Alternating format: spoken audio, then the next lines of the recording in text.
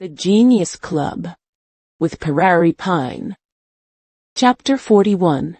The Manuscripts. The wooden door was very light, so light that Alex only rapped his knuckles against it twice before it slid open inward directly, accompanied by a shrill creaking friction sound that cut through the quiet of the laboratory.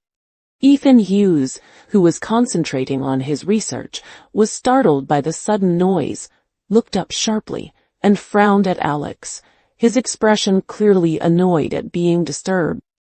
Alex bowed awkwardly and smiled, trying to look polite and non-threatening, knowing he was interrupting Ethan Hughes's important work. An unfriendly gaze came from the opposite side, and Ethan Hughes's voice was cold as he spoke. "Young man, I think I made myself very clear at the hospital the other day. Why can't you understand?" Alex shook his head quickly, stepping into the laboratory and closing the door gently behind him to avoid making more noise. "Professor Hughes, you misunderstood me," he said sincerely. "I'm not here for that chemical substance this time, nor am I here on behalf of MX Company. Our director Emma already said at the meeting that our new product launch will consider other products, and we won't bother you about this matter anymore," Alex added, hoping this would ease Ethan Hughes' annoyance and make him more willing to listen. After listening to Alex's explanation, Ethan Hughes' expression softened a little, the frown on his face easing slightly as his annoyance faded. He lowered his head again, his glasses pressed tightly against the microscope eyepiece, and his voice was less cold as he replied, "Then I thank you for your kindness. If every cosmetics company had a considerate person like Director Emma, that would be great," Ethan Hughes added, a hint of frustration in his voice. He'd grown tired of being pestered by companies wanting to use his research for commercial gain. Alex stepped forward cautiously, placing the bound materials in his hand gently on the laboratory table beside Ethan Hughes, making sure not to disturb the man's equipment. He looked at Ethan Hughes earnestly, his tone sincere. "Professor Hughes, I'm here this time to give you these materials about the hibernation chamber filling liquid. Please take a look when you have time," Alex continued, his voice filled with hope. "The things recorded here may bring you some inspiration and help for your research, especially with the difficulties you've been facing." Ethan Hughes was stunned by Alex's words, his body freezing for a moment as he processed what he had just heard.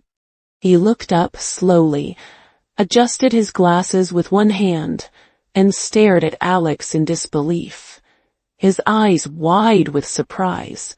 You... Ethan Hughes was lost for words for a moment, clearly caught off guard by this unexpected turn of events. He paused for a few seconds, collecting his thoughts before continuing. "I remember you said you graduated from the College of Art and Design. How could you have materials related to hibernation chamber filling liquid?" "Yes, that's right," Alex replied honestly, nodding his head. Ethan Hughes frowned again, his curiosity piqued, and he asked, "Do you have any elders engaged in hibernation-related research? Is that where you got these materials?" "No," Alex replied simply, shaking his head, knowing he couldn't tell Ethan Hughes the truth about the dream world. It would sound too absurd, and the man would never believe him. Ethan Hughes's frown deepened, and he pressed further. "Then where did you get these materials? You can't expect me to believe they just appeared out of nowhere." Alex fell silent for a moment, his expression serious as he tried to find the right words. He couldn't reveal the secret of the dream world, so he said slowly, "I'm sorry, but I can't say that. I just asked that you take a look at them. They might be more helpful than you think." Ethan Hughes sighed deeply, leaning back in his chair and chuckling softly, though there was no humor in his laugh. "Young man, I appreciate your kindness and good intentions," he said, his voice a little tired. But different fields are like separate mountains, especially scientific research, which can't be explained in a few simple words or achieved breakthroughs easily. I think you copied these materials from the internet or some folk scientist, right? Ethan Hughes added, his tone skeptical, as if he had already made up his mind about the origin of the manuscripts. These things are unreliable, kid. If the theories of such folk scientists were correct, they would have been published in various journals long ago. But, Professor Hughes, you really should take a look at this manuscript, Alex insisted, refusing to give up, knowing this was Ethan Hughes's last chance to solve the ice crystal problem. He leaned forward slightly, his voice earnest. There's a method to solve the ice crystal problem in it. You must also be struggling to overcome this difficulty, right? Ethan Hughes said this calmly, his tone dismissing Alex's words as nothing more than empty talk from someone who knew nothing about real scientific research. Alex could tell that Ethan Hughes still didn't believe a word he said, and he felt a little helpless, knowing he was fighting an uphill battle. But he also knew that with his shallow knowledge of science, it would be difficult to convince Ethan Hughes. After all, he didn't even understand the complex formulas and theories he had copied from the Dreamworld's books. Sighing softly, Alex thought to himself that this was the downside of scientists. They were too stubborn, too obstinate, and unwilling to consider ideas from outside their own narrow field. Alex persuaded him for a while longer, repeating his plea and trying to convince Ethan Hughes to just take a few minutes to look at the manuscripts, but the man remained skeptical. Finally, after seeing Alex's persistence, Ethan Hughes nodded reluctantly, pointing to the laboratory table beside him, clearly growing tired of the argument. Put it there, Ethan Hughes said, his voice dismissive. I'll take a look when I have time. I'm very busy right now and can't spare my hands. My research is at a critical stage, and I don't have time for unproven theories. Since he had said that, Alex had no choice but to put down the manuscript gently on the table, though he was disappointed by Ethan Hughes' lack of interest. He urged him one last time, his voice filled with hope. Professor Hughes, this manuscript was really hard to come by. Please remember to take a look at it. It could change everything for your research. Ethan Hughes stared at the microscope, not even looking up at Alex, and nodded perfunctorily, waving his hand dismissively to signal Alex to leave, clearly eager to get back to his work without any more interruptions. Alex sighed softly, knowing he had done all he could, and turned to leave the laboratory quietly, closing the door behind him. Walking out of the laboratory building, the warm sun was shining directly overhead, casting a golden glow over the campus and warming Alex's skin. He stretched lazily, feeling the tension in his body ease a little after the stressful encounter with Ethan Hughes. He felt that when Ethan Hughes was free, or when his research hit a dead end, and he had no other options, he would probably take a look at the manuscript out of curiosity or desperation. I hope Professor Hughes sees it soon.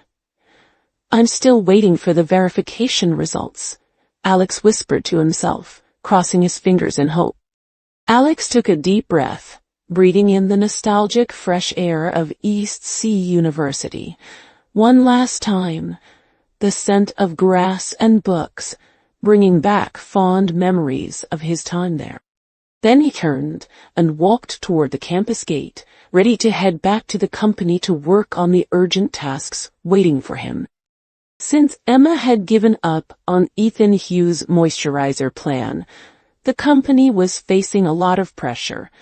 Not only did product development have to start from scratch, but the line copy design related to Rhymecat also had to be reconsidered, as it had originally been tied to the moisturizer launch.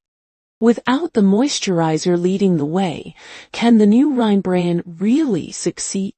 Alex muttered to himself, pouting slightly as he walked, feeling a little worried about the company's future. He had worked hard on the Rhine cat design, and he didn't want it to fail because of a lack of supporting products. Alex wasn't sure himself if the brand could succeed without the moisturizer, but he knew he had to do his best. He couldn't let Director Emma down, and he couldn't let his own hard work go to waste. In the days that followed, Alex threw himself into his work, determined to make the Rhine Cat brand a success. During the day, Alex adjusted the design of Rhine Cat at Emma's company, working closely with the marketing team to refine the brand's image and ensure it appealed to the target audience. At night, he went to the dream world, visiting other bookstores and video stores to find more works related to Rhine Cat and seek inspiration for the copy design. The launch date of the new Rhine brand was approaching rapidly, and every department in the company was swamped with work, rushing to meet the deadline. Alex was no exception. He worked overtime almost every day, staying late at the office to refine the designs and make sure everything was perfect. Night fell over East Sea City, and most of the city was quiet, with only a few lights still shining in office buildings and homes. At East Sea University's laboratory, however, the lights were still on, and Ethan Hughes was still hard at work, his face covered in sweat, his eyes filled with a mix of excitement and desperation. This was another experiment that had racked his brains, one he had spent weeks preparing for.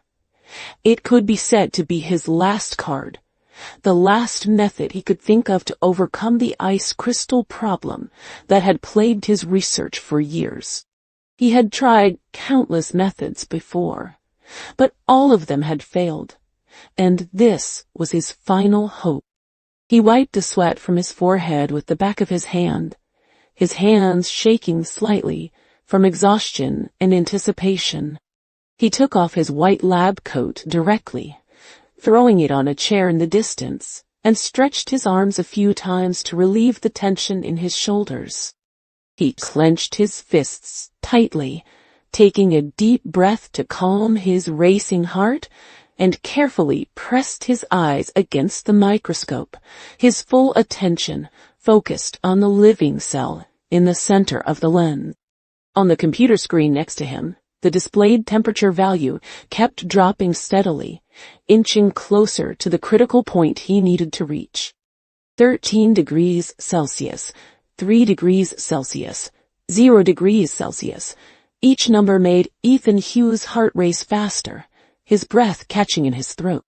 1 degree Celsius, 3 degrees Celsius. The temperature continued to drop, and Ethan Hughes held his breath, his eyes fixed on the microscope, not daring to look away for a single second. As the temperature continued to drop, ice nuclei began to form at the edge of the microscope's field of view, tiny and almost invisible at first, then growing larger as the temperature fell.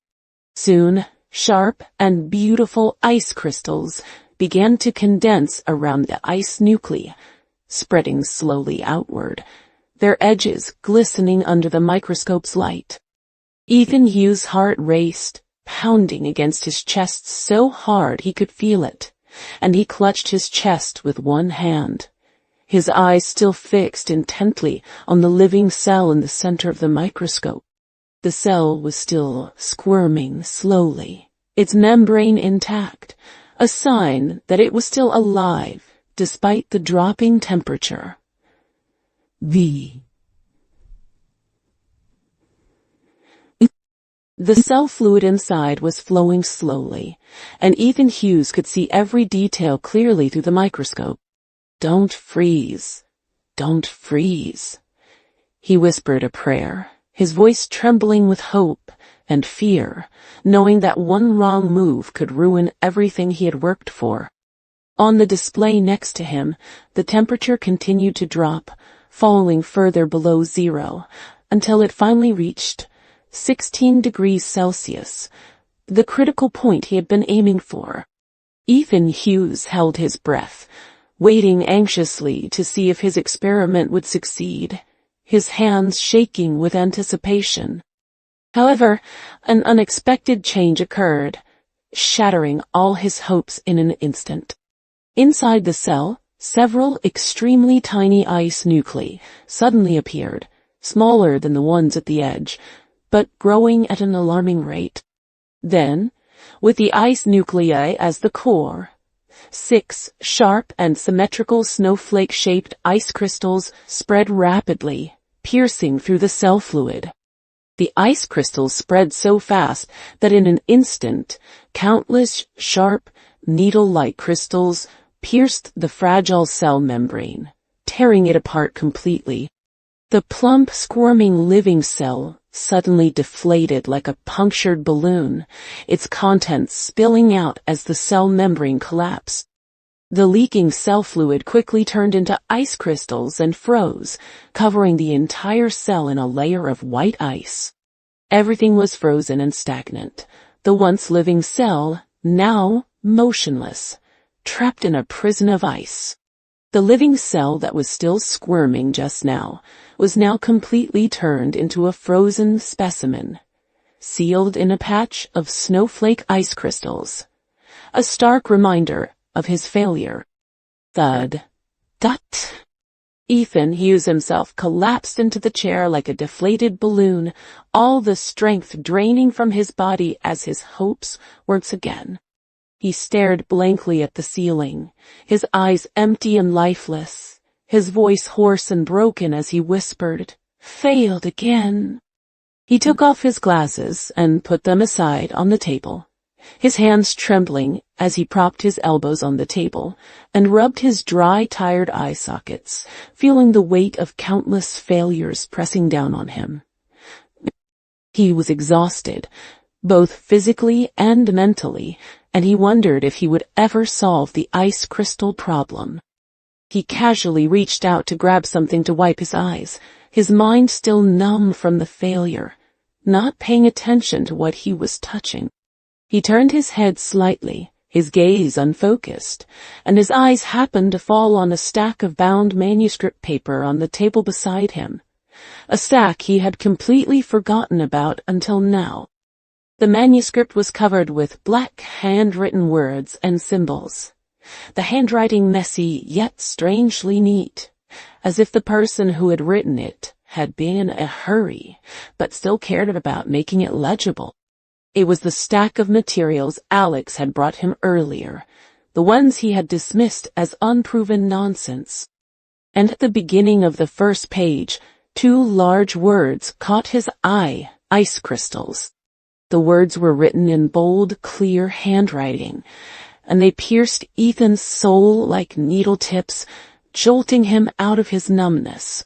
He froze for a moment, his gaze fixed on those 2 words, his mind racing. Ethan stared fixedly at these 2 characters, his curiosity piqued despite his exhaustion and despair. Could this manuscript really contain the solution to his problem? He had dismissed it earlier, but now, after failing yet again, he had nothing left to lose. As if possessed, he reached out his hand slowly, his fingers trembling slightly as he touched the rough paper of the manuscript. He hesitated for a moment, then grabbed the manuscript firmly, pulling it toward him, ready to open it and see if it really contained the answer he had been searching for all these years.